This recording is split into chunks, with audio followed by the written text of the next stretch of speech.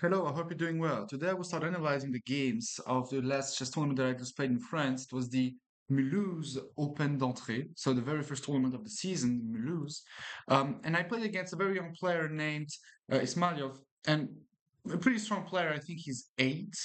And he played a pretty decent game until a certain moment, but it was a pretty nice game. Let's just take a look and see what happened.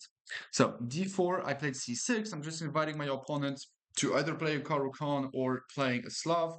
It's the very first games of the tournament. I don't know who I'm going to play against, so I basically play, you know, some side blitz openings. Bishop f4, d5. So we have this London system against the Slav setup, which is not really good for black. There is just a main line of the London system. I wrote a book about that, so I basically know that this is not great. But anyway, e3, bishop f5, and c4. C4 is pretty aggressive. So this is basically the new London.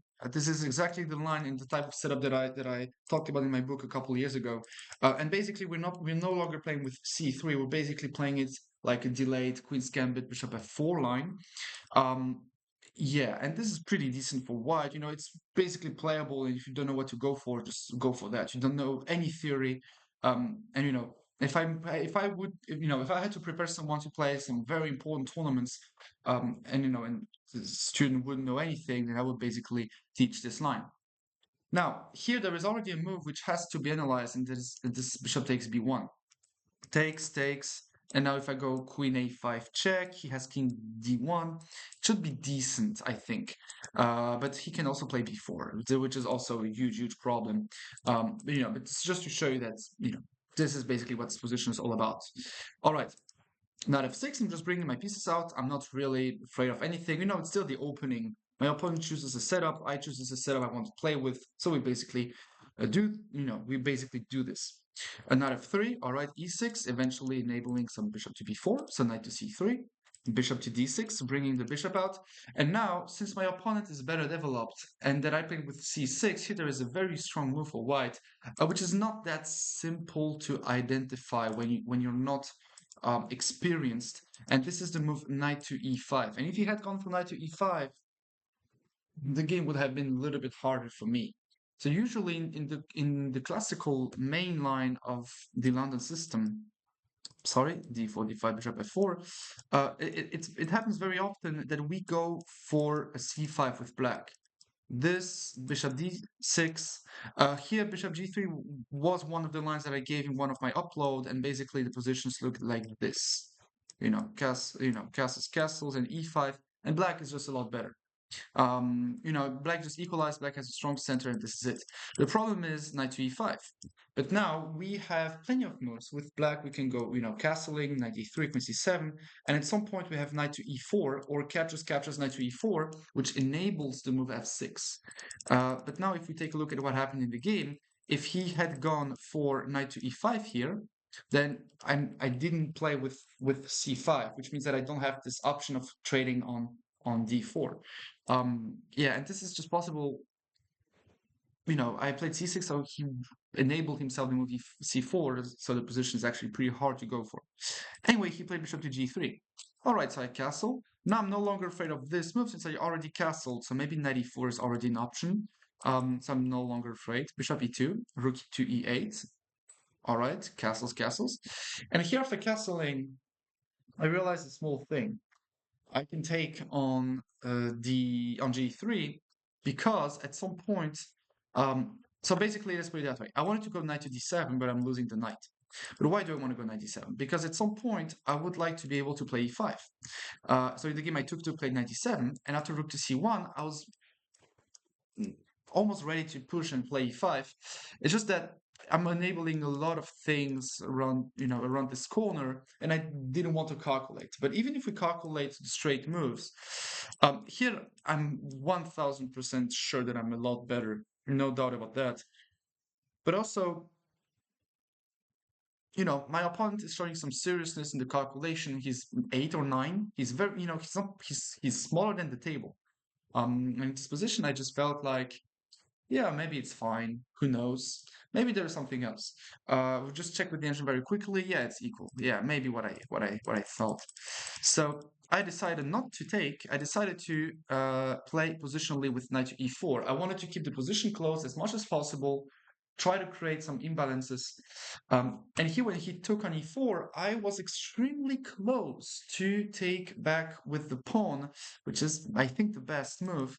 But what I thought is that if I capture knight d2, what are the imbalances that I created? I have more space on the king side, and I think I might be getting a king side attack. Something like this, maybe e5 if takes, knight takes, and if pushes and maybe takes knight f6. I'm attacking the pawn. I'm maybe getting something somewhere. Maybe the d5 will be open. So I'm 1000% sure that I'm a lot better here. Uh, but let's say queen g5, queen b3, maybe e5 in this position. I wasn't sure if he takes, what about the take, this type of thing. It's just that if takes, I can take here. I can show you. Takes, I can take here. He cannot take there because I win the knight. This type of thing. And if he captures here, then I can take there. And I saw this, and I still don't know why I didn't decide to go for it for this line. So I went bishop takes e4. Yeah, and this is simply crushing, right? Slightly less than what had to happen in the game, but it's okay. Here, if he goes knight d2, I guess I would just go back to g6 or play knight f6. I can even give this bishop away because after here I can just take with the knight or with the pawn. And I'm having more space. This is never a threat. I mean, I don't want to play f5 because if takes, let's say f takes, then I'm maybe giving away some f3. Maybe he can start opening up the b file. He has more space on the queen side. He's faster than me. So this position is pretty odd. So okay, pawn takes was certainly a lot better, especially considering the fact that I have queen to g5. Anyway, takes. He took on d5, which surprised me because now I know that I'm a lot better. I'm a lot better because suddenly I have a pawn majority on the queen side, which means that starting whatever he wanted to go for on the queen side will take forever and won't particularly be successful. But also, I am opening up some lines for the rook, for the queen, for the knight. This is just crushing. And he went bishop to d3, and yeah, I mean, I'm just a lot better. I can't say what I thought. I just felt like, all right, I'm better. I went queen f6 with no thinking. The calculation was simple. If captures, like in the game, then I'm just moving my queen away, bringing my knight, and mating. Yeah, let's just say he goes for something slightly more positional, like I don't know, Queen b3. Queen b3 was a move that I always had in mind. Here, I always saw that I can take on b8, and what does he want to go for? If he does nothing, then I will just okay. Here, this is also hanging now that I'm thinking about it. But okay, even if he moves the knight away, I can still play, whatever. I can also just move back here just to prevent any captures there. I can still bring my pieces. I can maneuver. I have more space. I'm fine. It's just, with time and experience, you just know that this position is a lot better. I took back 92, but here I'm just a lot better. Queen h6. I'm trying to go knight f6, and so on.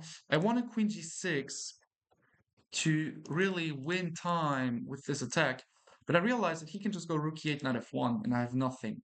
So I decided to go queen h6 with the intention that if he goes for some sort of a rook to e1, maybe I will even maneuver with the rook, like rook a to d8, or knight f6 first, rook a to d8, rook d5, rook h5, and I will mate like that, because even though the knight will be on f1, the rook will be able to mate on h1.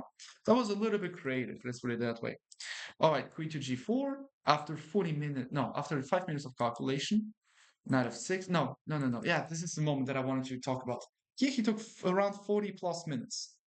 He had, by the way, the time control, we have 60 minutes plus 30 seconds per move, which is pretty decent, which means that the games will probably last for maximum 2.5 hours, maximum. And what happened is that he had like 49 minutes, 50 minutes, something like that. And he just started calculating a lot, like really a lot. I don't know if he was really calculating. He was a little bit looking everywhere in the room. So maybe he just wasn't fully concentrated. The first game was on Friday night, Friday 20 o'clock. So I can fully understand if he was tired or anything. I really don't know what happened. Anyway, I can just tell that he had like 7 minutes, slightly less than 7 minutes after playing Queen G4. All right, knight f6. He was attacking the knight and the pawn, so I defended everything. Queen h3. You have 6 minutes on the clock, and I'm stronger. Of course, I won't trade the queens off. This is logical. So queen back to g6. Knight c4. And then I realized, oh my goodness, this guy has something planned. And I realized that I'm almost getting trapped here. I realized that, okay, maybe not f4 now because of the e pawn, but like f3. I will show you what I had in mind. I wanted to go rook a to d8, but the problem is that he can go for knight 5. And if this, I saw that maybe some f3, not now because the pawn is hanging, but like queen to h4. And if even if I go for something like this, maybe f3 now, this is the type of thing that came through my mind. Because even though I might just capture rook takes, he's he's just a lot more active than I am. Takes, this is hanging over there. This is a very hard position, very, very hard position. Those are, I don't want to show everything, but I can tell you that I calculated a lot of things. And here I realized, okay, knight g4 is the first move. If he goes f3, I can just capture, capture, capture. Simple calculation. Always check your ideas with calculation, guys. This is why my students are good. It's because they calculate when they find any idea. So rook to c3. And here I took a lot of time because I realized that if I wanted to go for whatever, let's just say, okay, I ended up playing rook d8, but basically I calculated a lot of f3. I will show you. Let's just say go rook to d8, which is the move that I ended up playing. I saw that he can play f3. Now I have to remember what I calculated. Yeah, if takes, pawn takes, knight f6, knight e5, queen g5, this, I have that. And somehow, I think I understood that white was better here. I can't even recall what I had in mind. So I found in this move that I have to move knight to h6, because now if he goes knight to e5, I can move away with the queen, and I have some f6 to, lure the knight away, then the pawns will become pretty weak. But I took a lot of time, like 15 minutes, almost 20 minutes to calculate all of that. And when I realized that, yeah, it was the first one that needed a lot of time. When I realized that, it's okay, I played rook d8. And now he surprised me with rook f to c1, so he didn't calculate anything. Here I also calculated, by the way, the move b5, but I realized that after knight a5, it's very hard after e6, f3 again to do anything. No, not f3 here, says the engine. But yeah, this. Okay, let's say. Okay, I don't know, but like this is just visually crushing and losing a pawn. And if I'm not, then what am I? Then this is still awful. Anyway, it doesn't matter anymore.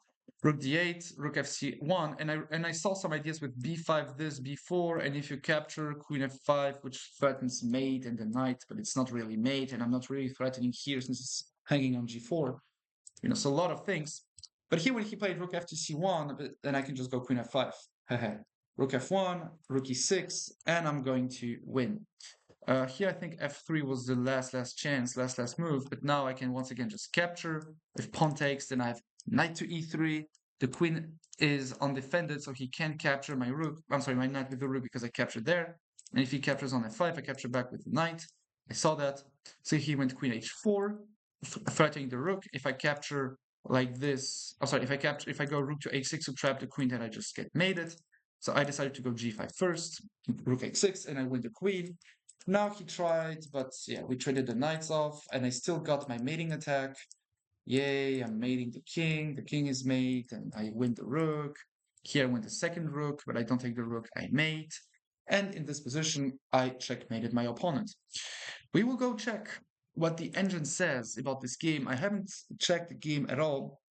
I will just verify. Oh, I see that you can't see anything. I will have to open a new window just for the. Okay. Yeah, this is pretty good. Yeah, you will see. Yeah. You will see the engine evaluation in a second. All right, there we go.